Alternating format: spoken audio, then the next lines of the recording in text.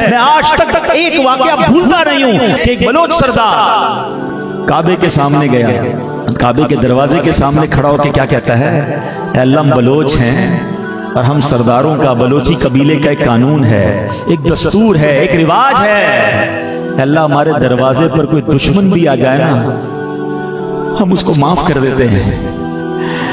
اے اللہ میں بھی تیرے دروازے پر آ گیا ہوں اور تیرا دشمن نہیں ہوں، تیرا بندہ ہوں، گناہگار ضرور ہوں مگر آ گیا ہوں تیرے گھر کے دروازے پر، تیرے کعبے کے دروازے پر کھڑا ہوں، مولا مجھے معاف کر دے۔ کیا کمال کی بات کی اس نے! کاش یہ بات ہمیں سمجھ آ جائے اور ہم اللہ کے گھر جا کے بیٹھ جایا کریں، مسجدوں کو آباد کریں۔ پریشان ہو کر کبھی اس کے پاس جاتا ہوں، کبھی اس کے پاس جاتا ہوں، کبھی اس کے پاس فائل لے کر کبھی اس کے دھکے کھا رہا ہوں، صاحب میرا مسئلہ حل کر دو۔ ارے جس نے ساری دنیا کے مسئلے حل کرنے ہیں، جو احکم الحاکمین ہے، شفا اس نے دے دی، روزی اس نے دے دی، اولاد اس نے دے دی، عزت اس نے دے دی ہے، شہرت اس نے دے دی ہے، مشکلیں اس نے آسان کرنی ہے، دھکے کسی اور کے کھا رہا ہوں۔ کیوں نہیں جاتے اللہ کی بارگاہ میں؟ کیوں نہیں سر جھکاتے اس کے پاس؟ کیوں نہیں پڑھتے نمازیں؟ کبھی کر کے تو دیکھو، کبھی جاؤ اس کے گھر میں اور بیٹھ جاؤ اور اٹھنا نہیں۔ اللہ جانا نہیں ہے، میں تیرے دربار میں آیا ہوں، خالی نہیں جاؤں گا، میرے گھر کوئی پریشان آئے میں اسے خالی نہیں بھیجتا، تو خالق و مالک ہے۔ اور پتہ ہے اللہ سے بات کرنا کتنا آسان ہے، کبھی سوچا آپ نے؟ میں آپ کو کہوں وزیر اعظم سے بات کیجئے، صدر سے بات کیجئے، وزیر اعلیٰ سے بات کیجئے، علاقے کے جناب ایم این اے سے بات کیجئے، منسٹر سے بات کیجئے، آپ کہیں گے میں کہاں سے بات کروں، رابطہ ہی نہیں ہوتا، ٹائم بڑا مشکل ہے، بڑے مصروف ہوتے ہیں، مجھے کون جواب دے گا؟ ایسا ہی ہے نا؟ جو ساری کائنات کا مالک ہے اس سے پتہ ہے بات کرنا کتنا آسان ہے۔ پتہ جب میں اور آپ دعا کرتے کس سے بات کر رہے ہو؟ اللہ سے، بغیر کسی سیکرٹری کے۔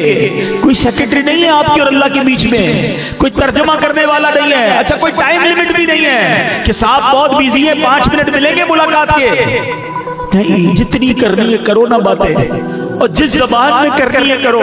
ہاں اپنی مادری زبان میں اللہ سے باتیں کرو، بلکہ زبان سے نہ کرو وہ تو دل کی بھی سن رہا ہے۔ سر جھکاؤ تو صحیح نا، بیٹھو تو صحیح اس کی بارگاہ میں۔ ہمارا یہی پرابلم ہے، ہم سب کے پاس جاتے ہیں، ہم رب کے پاس نہیں جاتے، پریشان بھی ہیں مگر پھر بھی اللہ کی بارگاہ میں سر نہیں جھکاتا۔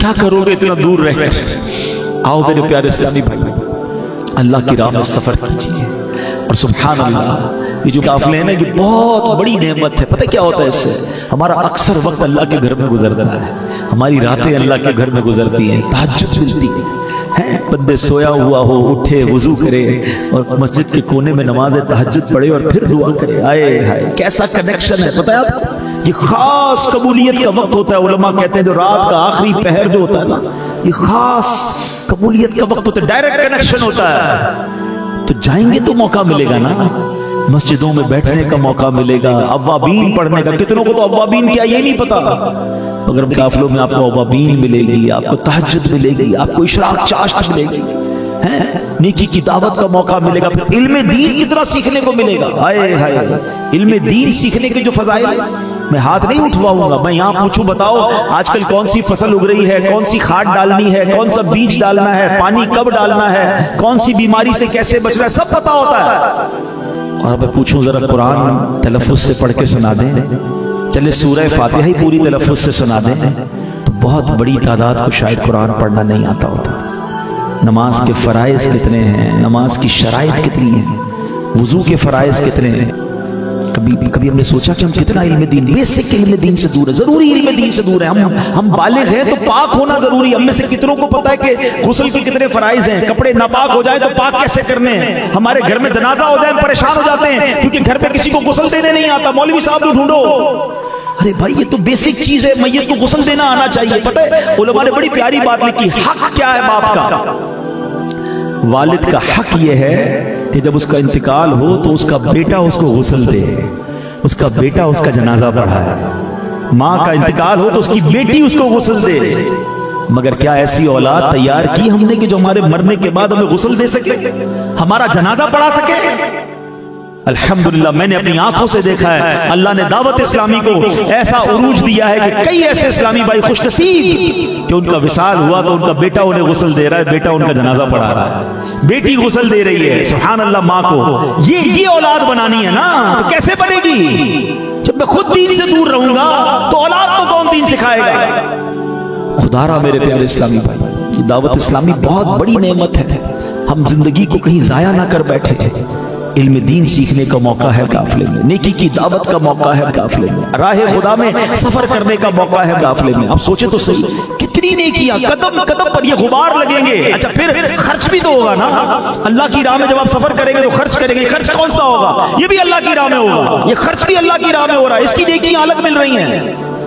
خدا را یہ آپ سوچئے اگر یہ قافلے دعوت اسلامی والے نہ نکالتے نا تو ہم پتہ کیا کرتے ہیں؟ ہم کیسے جاتے ہیں؟ ہم فضیلتیں پڑھتے اکیلے سفر کیسے کرتے ہیں؟ کدھر جانا ہے، کدھر ٹھہرنا ہے، کس مسجد میں جانا ہے، نیکی کی دعوت، ہمیں کچھ بھی نہیں کرنا ہے، سامان اٹھانا ہے اور دعوت اسلامی کے مرکز پہنچ جانا ہے کہ میں آ گیا ہوں، مجھے قافلے میں لے جائیں۔ باقی ساری ذمہ داری دعوت اسلامی والوں کی، کون سی مسجد میں جانا ہے، کون سا درس ہوگا، آپ کا جدول کیا ہوگا، آپ نے کیا کرنا ہے، وہ سب ان کی ذمہ داری ہے۔ ہمیں صرف وقت دینا ہے، ہم نے صرف نیت کرنی ہے۔ اور میرے پیارے اسلامی بھائیوں یقین کریں ایسی دعائیں قبول ہوتی ہیں۔ ہاں روایتوں میں آتا ہے مسافر کی دعا قبول ہوتی ہے، اور وہ مسافر جو راہ خدا میں ہو اس کا تو پھر وارے نہیں آ رہے نا۔ ایسے کئی واقعات ہیں۔ ایک اسلام میں کہتے ہیں کہ جناب ان کے خاندان میں کوئی فیملی میں کوئی تھے، ان کی آنکھیں چلی گئی، ڈاکٹر نے کہا آنکھیں واپس نہیں آئیں گی، سارے علاج کرا لیے۔ کسی نے کہا کہ ڈاکٹر نے تو منع کیا نا، ویسا کرو اللہ کی راہ میں سفر کر کے دعا کر کے دیکھ لو۔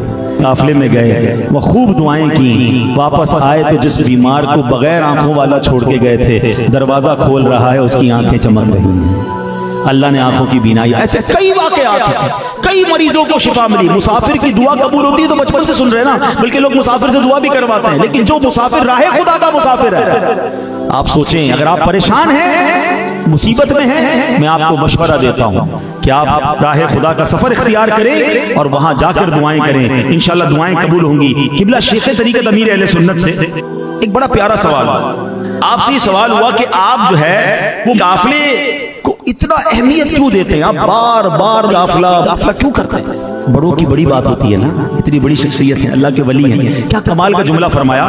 آپ فرماتے ہیں کہ پانی ایک جگہ کھڑا ہوتا ہے نا تو وہ گندا ہو جاتا ہے، اس میں بدبو ہو جاتی ہے، اور اگر پانی چلتا رہتا ہے تو پاک صاف رہتا ہے۔ اب ذرا غور کیجئے، ہم بھی جب ایک جگہ پڑے رہتے ہیں، گھر سے دکان، دکان سے گھر، ایک جگہ جانا واپس گھر آنا، اللہ اکبر، بہت ساری باطنی بیماریاں جنم لے لیتی ہیں، مگر جب ہم سفر کرتے ہیں تو توبہ کی توفیق ملتی ہے، بندہ آخرت کے بارے میں سوچتا ہے، اپنے گناہ یاد آتے ہیں۔ جب قافلے میں ہوتا ہے تو اس کو اپنی خطائیں یاد آتی ہیں، سب مل کے دعا کرتے ہیں، کوئی روتا ہے، اس کو دیکھ کر ہماری آنکھوں سے آنسو بہہ نکلتے ہیں، ایک ہی روٹین میں لائف گزر رہی ہوتی ہے تو کئی گناہوں کی عادت پڑ جاتی ہے، پتہ بھی نہیں چلتا، مگر جب انسان سفر کرتا ہے کہتے ہیں نا حرکت میں برکت ہے، جب وہ حرکت کرتا ہے تو اس کو پھر احساس ہوتا ہے کہ یہ میں کیا کر رہا ہوں، اپنی زندگی کو کیوں ضائع کر رہا ہوں۔ اچھا ایک سوال کرنا چاہوں گا، اتنی بڑی تعداد میں اسلامی بھائی ہیں، کون کون چاہتا ہے کہ مرتے وقت میری زبان پر کلمہ پاک ہو؟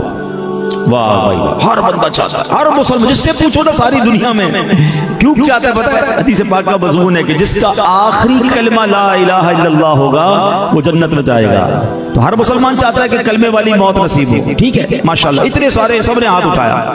اب میں دوسرا سوال کروں گا، ہاتھ نہیں اٹھانا، اب جواب اپنے آپ کو خود دے دینا۔ آج پورے دن میں کتنی بار کلمہ پڑھا؟ اچھا پورے ہفتے میں کتنی بار کلمہ پاک پڑھا؟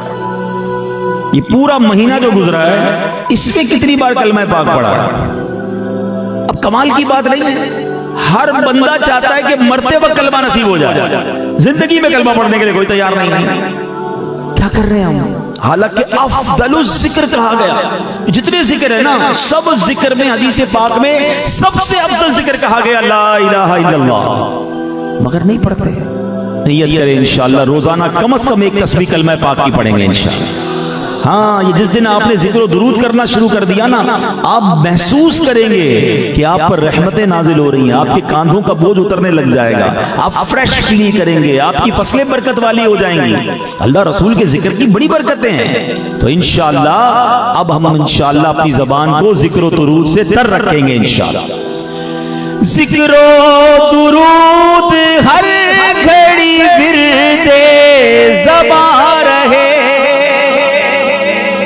ذکر و درود ہر گھڑی ورد زباں رہے، ورد زباں رہے، میری فضول گوئی کی عادت نکال دو، میری فضول گوئی کی عادت نکال دو۔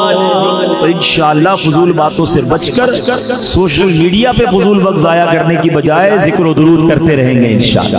محبت کے ساتھ درود پاک پڑھ لیں، صلو علی الحبیب صلی اللہ تعالی علی محمد صلی اللہ علیہ وسلم۔ ایک بہت ہی خوبصورت آپ کو واقعہ سناتا ہوں، اور یہ واقعہ مدینہ پاک کا واقعہ ہے۔ سرکار دو عالم صلی اللہ تعالی علیہ وسلم نے ایک شخص کے بارے میں نبی پاک علیہ السلام نے فرمایا، اور کیا خوب فرمایا، آپ سنیں گے تو ایمان تازہ ہو جائے گا۔ سرکار دو عالم علیہ السلام کا ویسے تو ہر فرمان ہی با کمال ہے، مگر یہاں نبی پاک کا فرمان شاید آپ میں سے بہت سارے لوگ پہلی بار سنیں گے۔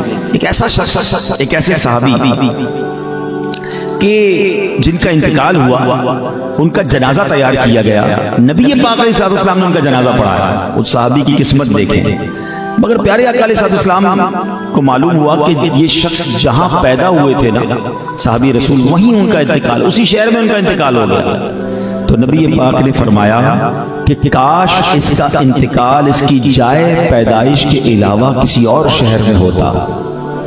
ہے نا عجیب بات کہ جہاں یہ پیدا ہوا ہے اس کے علاوہ کسی اور شہر میں ہوتا۔